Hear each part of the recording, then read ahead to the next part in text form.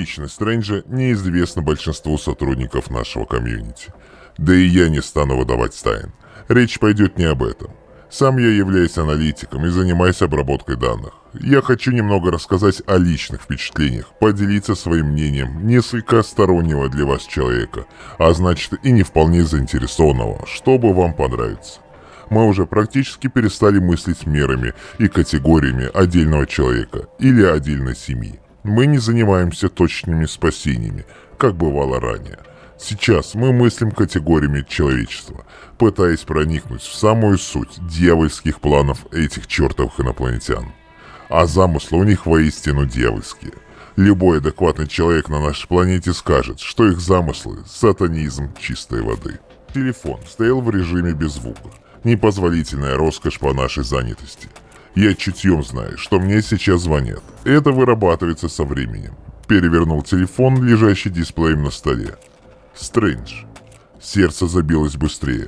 Сам шеф редко звонил. Хотя нет, я путаю. Он вообще никогда не звонил. Но при этом у всех аналитиков был его номер, который менялся раз в 3 дня. По номеру было запрещено звонить, но принимать звонки было необходимо в течение минуты. Не более. Перезванивать запрещалось. Все это было связано с секретностью.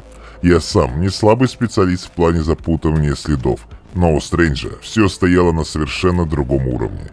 Или же он сам был профи разведки, или же у него в колоде был такой человек. Я нажимаю на дисплей. Да, слушаю. Голос Стрэнджа. Основная точка сбора. Время 1 час. Подготовьтесь по списку 2. Подготовиться по списку 2 означало, что нужно явиться в обычной гражданской одежде, не привлекая внимания. В руках должно быть что-то нейтральное, типа журнала или напитка. Я оделся в просторную однотонную футболку с большой надписью Nike. Одел спортивки, бейсболку и свои кроссовки. На столе у меня лежала пара журналов. Одним из них был Playboy. Да уж, хорошая готовность. Ладно, к черту. Место общего сбора недалеко от парка. Там куплю себе огромный стакан пепси или кофе. Так и сделал. Придя в назначенное время, оглядываясь по сторонам. Множество народа. Дети, катающиеся на каруселях. Рядом их мамаши. Какие-то мужики, пьющие пиво неподалеку. Студенты и прогуливающиеся парочки. Громадные деревья и асфальтированные дорожки. Среди людей я ощущал себя несколько одиноко. Как будто выделялся. Не было чувства единения с толпой. Так бывает всегда, когда идешь с определенной целью и не поддаешься потоку. Это чувство новичка в разведке. Сейчас это чувство возникло и у меня. Я ждал 5 минут, потом 10 и еще 10. Телефон молчал, но и ждать больше было нельзя. Нужно было уходить. Вполне могло случиться, что силы, противоборствующие нам, срисовали явку, и теперь сам я могу быть в опасности. Но на это также предусмотрены меры. Я не первый год в разведке, опыт есть, но дело, которым предстояло заниматься у Стрэнджа, было для меня новым и необычным. Я прекрасно знал, что подобные спецотделы созданы и под эгидой правительства, но скорее не для противоборства, а для сотрудничества. В голове крутилось 2 варианта. Первый, я задействован в некой игре правительственных сил. Меня проверяют на лояльность, но в этом случае меня бы уже давно ликвидировали, так как я перестал работать на правительство. Стрэндж и его люди имитировали мою гибель и вывели меня из-под наблюдения спецслужб. Второй вариант. Стрэндж действительно на свой страх и риск занимается борьбой с инопланетянами. Содержит сравнительно большой штат сотрудников, платит жалования.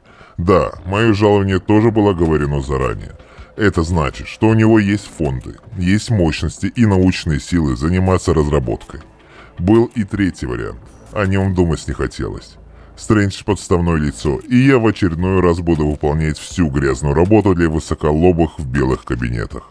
Об этом думать не хотелось от слова совсем. В конце концов, имелись и у меня кое-какие козыри в арсенале. Но об этом позже. Я вышел из парка через центральный вход, прошел мимо ларька, где покупал кофе. Продавец посмотрел на меня. Наши взгляды встретились. Я прошел мимо, перестав думать об этом через несколько мгновений. Я шел по тротуару до ротонды метро. Это была намеченная мной точка эвакуации. Путь лежал вдоль многоэтажных домов, фасадом выходящих прямо на пешеходную дорожку. Вдруг слышу крик из подворотни. Все как в лучшем жанре, снова крик. «Помогите!» Все люди идут по тротуару мимо меня, обгоняют, движутся навстречу, никто не обернулся на крик. Помогите! Голос взрослого мужчины. Забавно. Я припустил к подворотне и через несколько минут вошел в нее. Типичная подворотня между двумя многоквартирными домами. Высокий зеленый мусорный бак. Вечная невысыхающая лужа прямо посередине раздолбанного бетонного покрытия. Кирпичные стены, запах нечистот и снова крик, но уже тише. Помогите!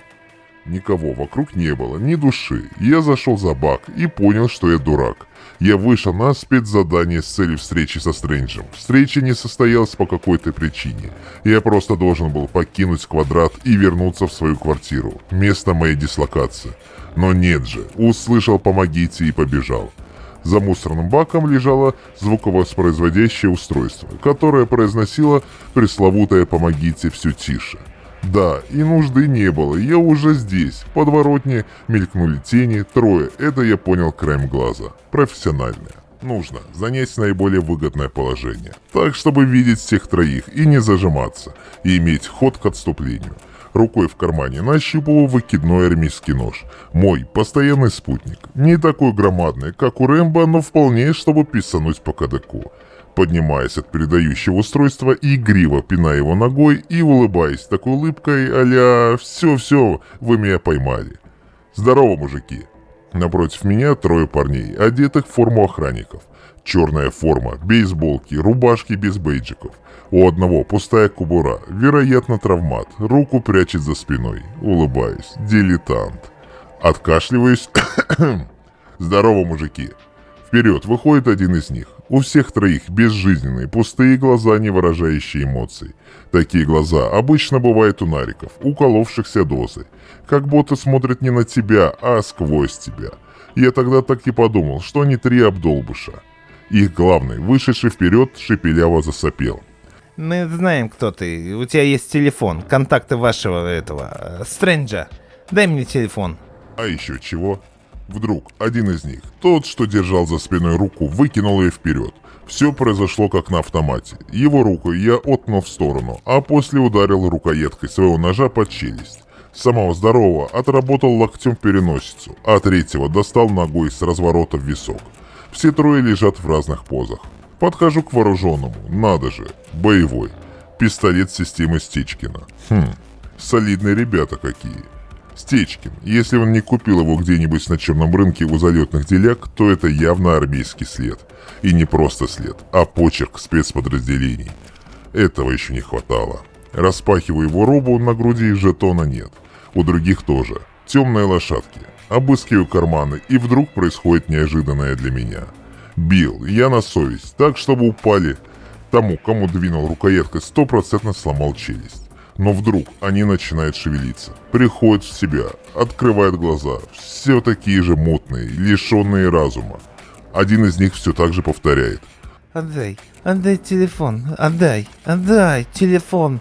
Я снова достаю нож из кармана, выкидываю лезвие. Это уже не похоже на подворотную разборку с тремя дураками. Это реальная засада, причем все сложнее, чем кажется.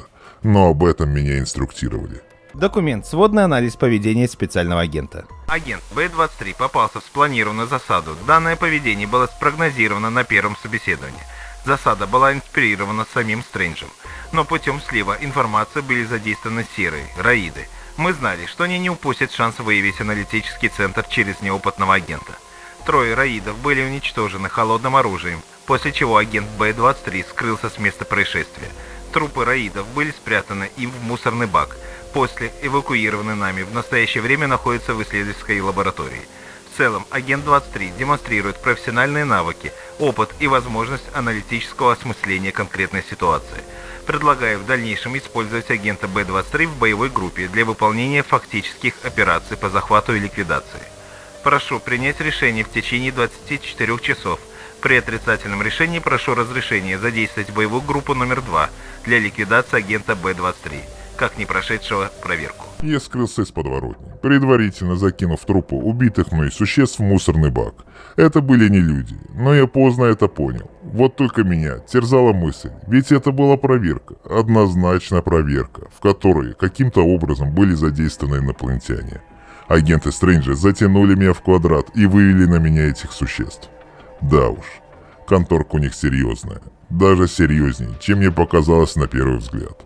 Одного собеседования у них оказалось недостаточно. Они решили устроить проверку. Прошел я ее или не прошел. Нужно менять место дислокации, пока задницу не наскипидарили. Я вновь потер запястье, кожу жгло, на руку попала кровь одного из раидов. Я взял спортивную сумку и стал накидывать в нее вещи первой необходимости. Все было под рукой, я привык жить на бегу. Вдруг снова чувствую своим чутьем. Мне звонят. Беру телефон. Стрэндж. Нажимаю на дисплей. Да, слушаю. Тишина. И вдруг. Агент Б-23, вы приняты на работу. Ждите дальнейших указаний. Документ. Медицинская справка обследования агента Б-23. Агент не был предварительно проинструктирован о методах ведения рукопашного боя с существами серого типа. Далее раиды.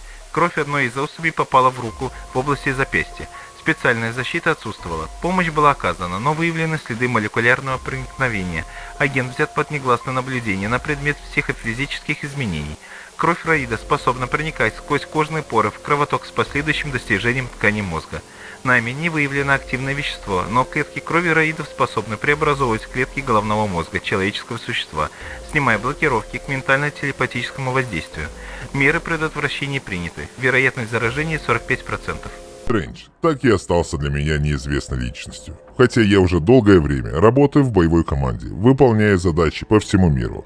Памяткой на всю жизнь остался шрам-ожог на запястье от существа, которое я запорол ножом в той подворотне.